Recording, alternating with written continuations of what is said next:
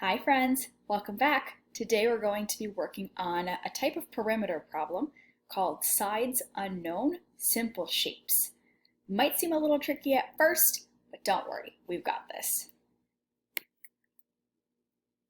For our agenda today, we're going to work on building our knowledge from yesterday about perimeter. We'll do a pose the problem, a guided practice problem together, and then it'll be time for your independent practice and exit ticket as always. So we're building on our knowledge. I want you to take a minute and think, how are these problems, number one, and number two, how are they different from one another? If you need to pause the video to have some think time, totally okay. If you said that there are different side lengths and there are different units, inches and centimeters, you're right. But let's look a little bit more closely. What information are we given in this problem? Think in your brain.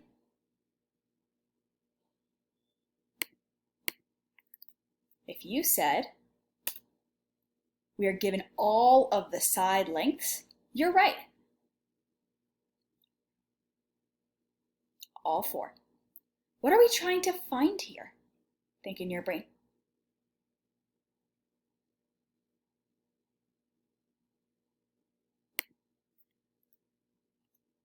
We're trying to find the perimeter, just like yesterday. This was the same type of problem we did yesterday. For problem number two, what are we given?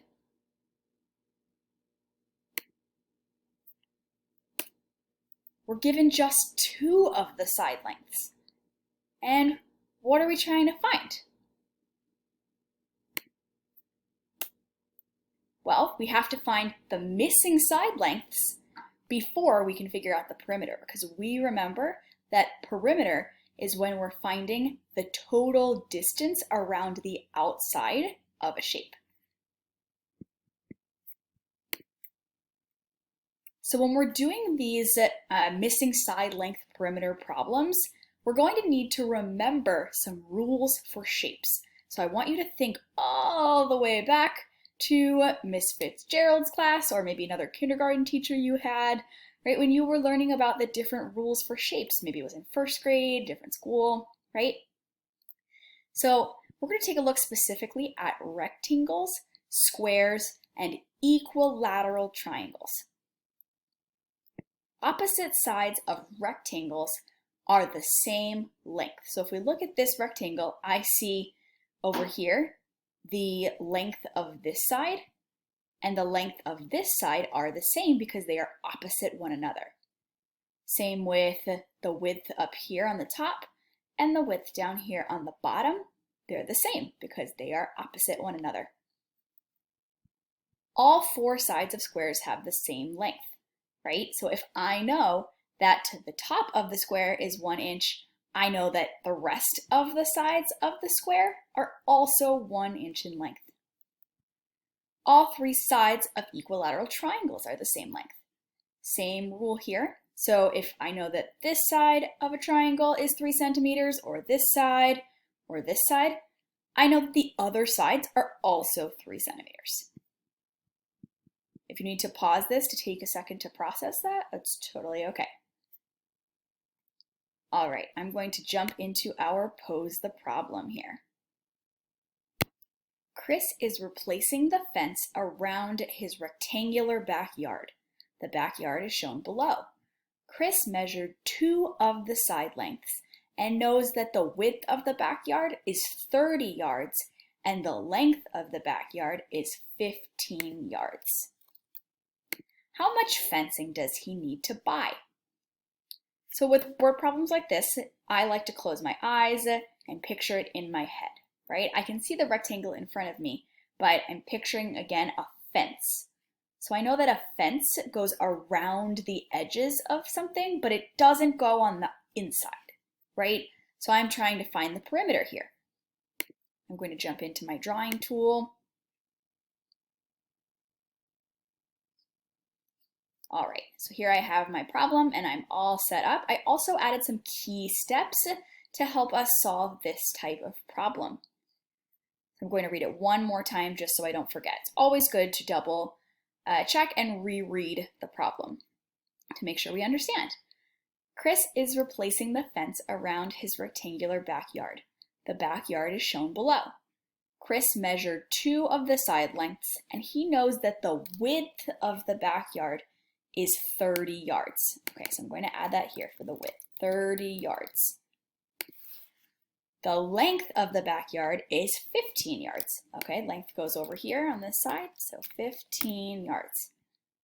How much fencing does he need to buy?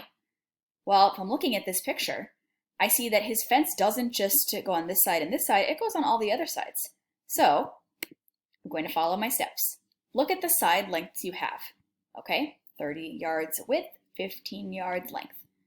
Use shape rules to help me find the missing lengths. Ooh, I remember those shape rules. Let me jump back really quick here. So for a rectangle, opposite sides are the same length. Oh, so if my length over here is 15, my length over here is also going to be 15. Same with if my width up here is 30, the opposite side is here. And that's also going to be 30 yards. All right, now I'm going to mark my starting point. Now that I know all of my sides, I can create my equation to find the perimeter, just like we did yesterday. I'm going to start by marking my starting point. Since I already have a box here, I'm just going to change the outside color of it so that I know that's my starting point. There we go. All right. Now I need to create my addition equation. Remember, when we find perimeter, we're using addition, not multiplication. We'll save multiplication for area. The only time that you can use multiplication when we're finding perimeter is if all your side lengths are the same and you create a repeated addition equation. Okay, so I'll start with 30 yards plus 15 yards. I'm just going around in a circle here to make sure that I have all of my sides in my equation. 30 again, and 15. Okay, now I know it says to double check down here, but I'm going to double check before I even solve. So 1, 2, 3, 4 sides, 1, 2, 3, 4 add-ins in my equation. I'm good to go. All right, now to solve this one, I could probably do this one in my brain, right? So if I group together 30 plus 30, I could do 60. I'm just going to write it down so you can follow along with me here. So 30 plus 30 is 60, and 15 plus 15 is 30. Then I know that 60 plus 30 equals 90. Awesome, we double checked our number of sides and with our add-ins. And then, oh, I need to make sure I labeled with units. I almost got tricked. I got a little tricked in the video yesterday and forgot to label with my units. Good, so we have 90 yards for this problem. All right, let's do another problem together. This one's a little bit trickier because they didn't give us a picture and they gave us some different information, but we're still going to follow the same steps. The problem says, Miss Malloy has a rectangular bulletin board she wants to put a border around. She knows the perimeter is 36 feet. She measured the length of the bulletin board and it is 10 feet. What is the width of the board?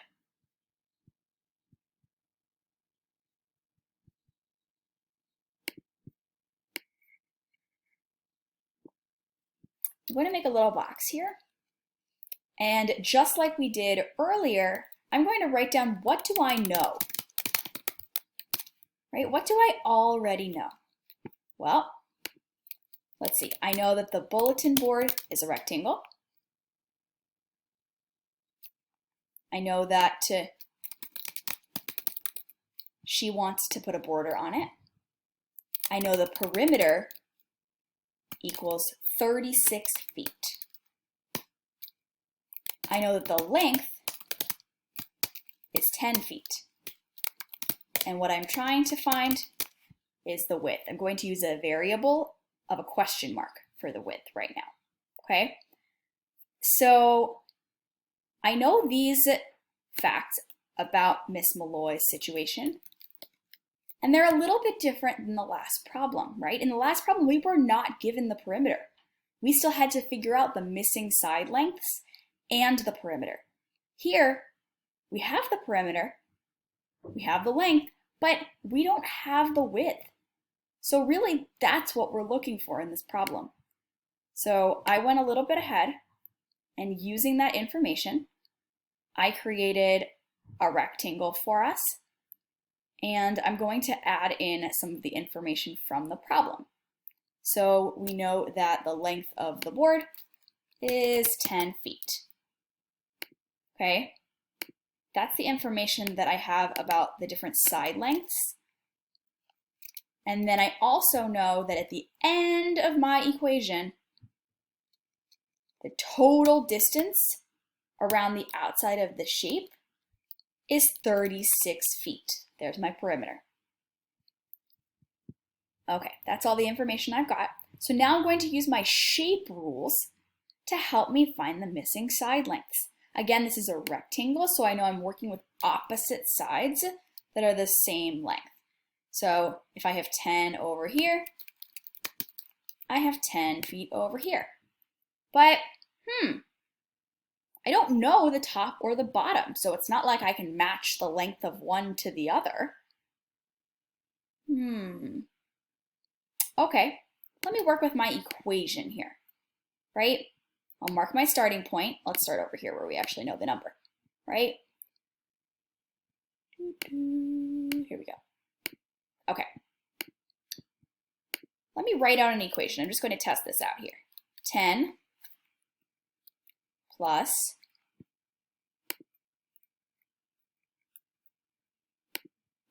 I don't know the top, so I'll put a question mark. 10 plus question mark plus another 10 for the other side plus another question mark for the bottom. Okay, let me scoot this 36 a little bit closer here. Okay, so now I know I need to find two missing sides in my equation. How could I solve this? Well, I know everything has to add up to 36. So if I take away the sides I know, I'll be able to find how much is left. So what if I switch this equation and I say 36 minus 10 and then minus another 10, and then I can find out how much length I have left, or how much perimeter how much of the border she has, sorry. So 36 minus 10 is 26. 26 minus another 10 is 16. So I know that these have to equal 16 together, right? If I put 16 and 16 here, that would be 16 plus 10, which is 26, plus another 16 plus 10, which is way more than 36. So that wouldn't work. So 16 for both sides. And when I say 16 for both sides, I mean 16 for both of these missing sides together. And if I think back to my shape rules, I know that these sides have to be equal. So what two numbers that are the same add together to equal 16? Think in your brain, back to doubles addition facts, right? Which number has to be the same number adds together to make 16? If you said 8, you're right. 16 equals 8, 8 plus 8. So now let's test out 8, just to make sure that we double check. Okay, 10 plus, I'm going to put the 8 in place of the question mark. 10 plus 8 plus 10 plus 8. Okay, 10 plus 10 is 20, and 8 plus 8 is 16. Think in my brain, 20 plus 16 is 36. And that matches up with the perimeter in the problem. Can't forget to make sure I label with my units feet. Awesome. I have 1, 2, 3, 4 sides. 1, 2, 3, 4 numbers in my, or add-ins I should say, in my equation. And perimeter matches. We are good to go. All right. Now that we've done our problems together, it's time for your independent practice. So you're going to go back to today's assignment in Google Classroom. It's under Wednesday, under the math topic. You will click on independent practice, finding perimeter with sides unknown, simple shapes, which is a Google Doc. Don't forget to scroll down all the way to make sure you've completed all the problems. They sometimes take up a lot of space on the page, so it makes it go down a little bit further than what you can see when you first open it. And then you're going to click Turn in the top right corner. Make sure that you do this first before you go on to your exit ticket. I've seen some friends who have been skipping the independent practice and just going straight to the exit ticket. Note that your teachers are checking both. So again, this comes first, then you go to your exit ticket. Make sure you read all the directions for each problem, and you have to scroll down to the bottom. It's only 4 problems. It just looks like a lot longer because the problems take up a lot of space with the pictures. Oops. Then once you're done with that and you've turned that in, you can go to your exit ticket. So you're going to go back to, again, today's assignment on Google Classroom, Wednesday under math, click exit ticket, finding perimeter, sides unknown, simple, and it's a Google form. You're going to complete the activities and click submit at the bottom. And again, I've said it like yesterday, so it will not automatically, grade your work this time, because we were having that issue where it was accidentally marking a lot of answers that you typed in that were correct wrong, and we don't want that to happen. So also, if you click back into that Google form, you click back into that exit ticket after you press submit, it's not going to save your answers the way that it would on a Google Doc, but don't worry. As soon as you press submit, your teacher received a copy of your response, so you only need to submit it one time. You don't need to submit it a bunch of times. If you accidentally make a mistake, totally okay, just reach out to your teacher. I had a friend yesterday who reached out to me and said, Miss, I forgot to include my explanation, and I just wanted to share it with you. And I said, that's amazing, that's wonderful. So I'll give you a little preview what that looks like.